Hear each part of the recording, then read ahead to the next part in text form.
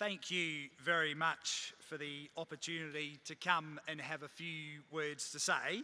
It's always a privilege to get in front of people and get in front of industry dignitaries, and we certainly have got some heavyweights from the industry here today. I won't worry about trying to go through and name everybody. I will obviously acknowledge the traditional owners of the lands on which we meet today, the Larrakia people, and thank them and their elders past and present and emerging. Also acknowledge Warren Snowden as a very recently retired federal member, and hope that you are enjoying your retirement, and obviously you're keeping busy, Warren. But looking forward to a massive couple of days and industry having the opportunity to share and to network, and I understand that's a big part of what will happen today and what will happen tonight and over the next 24 hours as well. That's exactly what these conferences are about, is about bringing people from industry together. We know that everybody's busy. We cover some massive expanses through the Northern Territory, and cattle industry probably covers about half of the Northern Territory. So the capacity and the opportunity for people to come together to discuss how things are going, to talk about like-minded issues, and hopefully to learn a bit from industry experts. I know that Luke spoke earlier about some of the biosecurity issues, so I will touch on that in a while, but won't go into too much more detail. And I know that Luke and his hard-working team, I thank them for all the hard work. They've done a great job of putting a range of different information and statistics in front of me that I probably won't end up reading out because you all know them much, much better than I do. But I do very much appreciate the opportunity. As a bit of background, I grew up in country South Australia on a farm, mostly sheep and cattle, obviously a bit of wheat and barley farming on York Peninsula down there. Moved to the Territory in the 90s and have been based in and around Darwin since then. So I see it as an absolute privilege of mine to be able to be back in the ag space. I was ag minister when COVID hit in 2019, and that was a pretty amazing time to live through, to be honest with you. There wasn't as much video conferencing in 2019 as there is now. Trying to do phone hookups with federal ministers and peak bodies and industry representatives and ministers from other states and territories, and trying to work out how we keep cattle moving, how we make sure that we're going to be able to get protein to the countries to our north that badly need them, and to make sure that the industry didn't fall over here in the Territory. And we did have the opportunity just last week, actually, we had the Indonesian Consul General in town and had the opportunity to have a breakfast with them to explain how close our connection is with Indonesia. We had a range of young men and women out from their college, Gajah Mada, and do an exercise up and down the Territory where they did get to engage out at Berrima on different farms and learn a lot about biosecurity. So it was great to be able to talk to the Indonesian ambassador about that and the Consul General. It was wonderful to be able to explain to them how much our relationship with Indonesia means, but it also gave me the opportunity, and I'll reiterate that today, that the people like Will and like Tom that work in and around the cattle industry that made sure that vessels still could leave our shores and still could safely get cattle to those countries to our near north, that meant the world to the Territory, and it meant the world to those people as well, obviously in their countries. And from a government's perspective, to be able to very wholeheartedly thank Will and Tom for all of their hard work. It was a nice opportunity to do that, and happy to do that again today. Obviously, to be back in the ag space as a minister is very, very heartwarming for me. I think probably the main thing that hit me coming in as ag minister in 2019 and getting the opportunity to travel through the Northern Territory, talk to different people, to visit different stations and listen to the concerns that people had.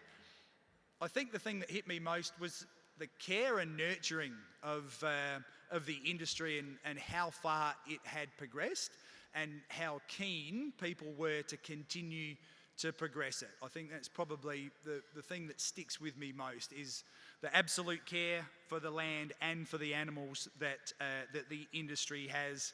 Will certainly always stick with me, and I thank each and every one of you in the room for all of the hard work that you do.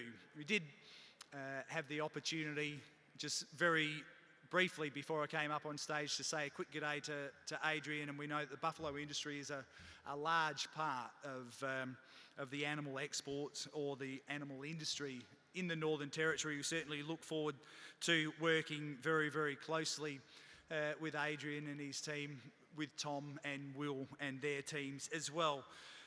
For mine, I came back into the ag space around the same time as the federal election was on, so Murray Watt got announced as the federal ag minister about the same time as I took the ag portfolio back on, and within a number of weeks it felt like we got the information that barley now had been confirmed that had foot and mouth disease. We again want to thank the industry, and Luke Bowen did a power of work to emphasise to us how important it was to get a range of initiatives in front of the federal government to make sure that we had the capacity at our airports to be as clean as we possibly could with people coming back. And I guess for us, you know, we want to support tourism to barley. We know it's a big part of Northern Territory's culture for people to be able to go to barley. We want people to be able to do that, but we want to make sure that our industry is protected when people come back. So we have put a range of measures in place, and it's been great to work really closely with Murray.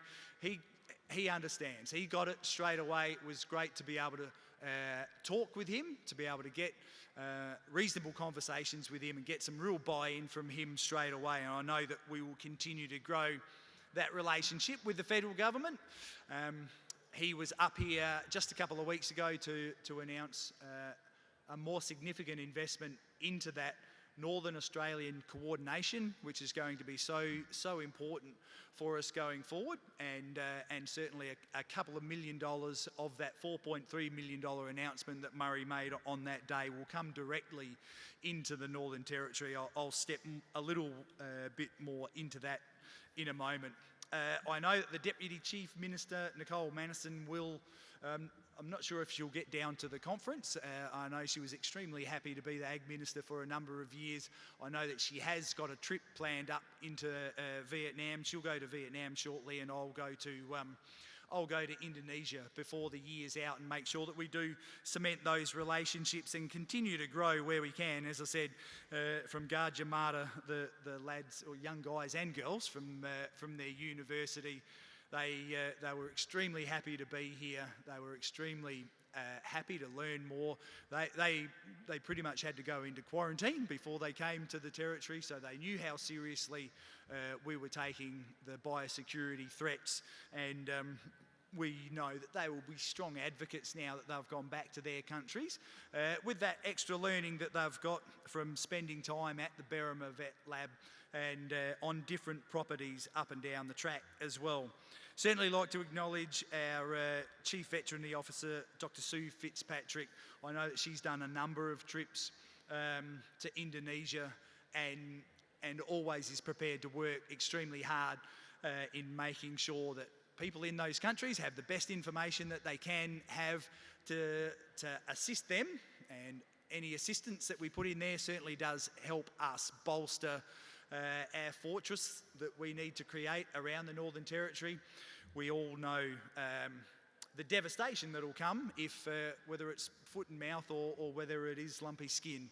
We know that lumpy skin does continue its march through Indonesia. Java was the last place that we had heard it being discussed.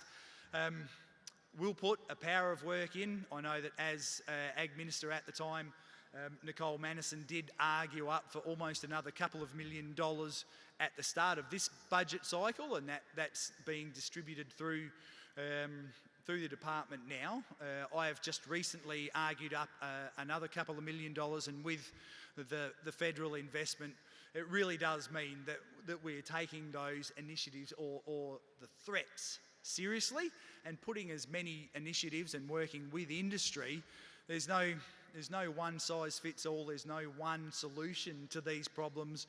The better educated that we've got people, and that was part of what we were speaking with Adrian just before about, the better that we've got people out in Arnhem Land to be able to identify what some of these diseases will look like, the quicker we'll be able to throw the net over if we do find some of those problems. I know there's people within the department, particularly with lumpy skin, that say, well, it might not be if they come, but when they come, the better prepared that we can be, the quicker that we can get on top of these diseases, the better plans that stations and managers have in place, the better our opportunities to bounce back out of it as quickly as we possibly can. So we've put a lot of money into the Berrima Farm precinct. There's been over $40 million invested into that over recent years and into future years as well, and that certainly supports a lot of the work that we do with countries to our north when they need to send biopsies here or need to get access to some of that state-of-the-art equipment. And we'll continue through the department to work to grow that commitment and to make sure we have got the best state-of-the-art equipment right here in the top end. As I mentioned, the federal government commitment, and we did have a range of industry representatives, and thank you to everybody that travelled to the Territory a couple of weeks ago to do that press conference with us. It was probably lobbed in a day where we had a range of other things happening within sittings at Parliament, so didn't get the airplay that I would have liked, but it certainly meant a lot to me that Murray Watt came to Darwin to make that announcement, and I know that it meant a lot to people within the industry that he'd made the effort to come up, and that he makes the effort to listen to people. And I know at times we won't have all of the answers, but what we can honestly say is that we will make ourselves available to everybody. That this industry, when we're talking to the Indonesians, perhaps the easiest way to explain it to people is we run in their eyes what must be a pretty tiny budget, $7 billion-ish. But when we talk about the effect that some of those diseases could have on the Northern Territory, when we talk about the cattle and the livestock industry being worth $1 billion to the Northern Territory, it's easy to understand why we have to take it seriously, and it's easy for them to understand why we are very, very keen on continuing to grow those relationships with those countries to the north of us. And as I said, really happy to be able to announce that we, outside of the federal commitments, we're able to commit another couple of $1 million from the Northern Territory coffers as well. So I hope people understand, if you listen to what people and governments are investing interstate, it's big dollars. We will do the best that we can. I know that the Treasurer is a long-term Territory lady. Eva, her family's been invested in the Northern Territory all of their life. They've got a very good relationship with the ag and cattle industry. They understand and they do take it extremely seriously. So to have that almost $5 million extra invested into it will certainly assist over coming years. So I just wanted to round out just by thanking everybody that was here. I know that, as I mentioned, we have got a range of dignitaries from the industry, and I thank you all for taking the time out of your busy schedules, because it is very, very busy times for everyone. We know the rush to Christmas will happen pretty quickly, so thank you everybody for taking your time to come. I look forward to catching up with as many people as we possibly can here this afternoon, across the way for some quiet drinks later on if you get to come over to that, and certainly tomorrow night at the dinner back down here at the waterfront. We'll certainly continue to work really, really closely with industry. We know we're going to have some big challenges. We know, the times that we've had over the last couple of years, nobody could have predicted. And to see the start of that as Ag Minister, and then to be able to come back in now as Ag Minister again, we're extremely proud of the industry. We're extremely proud of what it brings to the Northern Territory. We want to work closer with industry. We know there's a massive amount of opportunities. There's labour shortages everywhere in every sector at the moment, so it really does create some opportunities to open some windows, to train more people on country, to get better buy-in from Indigenous people, to make sure that they are at the coalface of our industries, whether that's cattle or whether it is buffalo as well. We know there's some great opportunities. We look forward to celebrating over the next couple of days what has been a very tough couple of years, and how your industry has handled itself, how you continue to represent yourself. You've got some great advocates, and we very much look forward as a government to assisting as much as we possibly can and to celebrating over the next couple of days. So thank you very much for the opportunity to come and say a couple of quick words to wish you all the best for the Christmas break. Hopefully you do get some downtime, and look forward to continuing to grow those relationships over the coming years. So thank you very much. Cheers.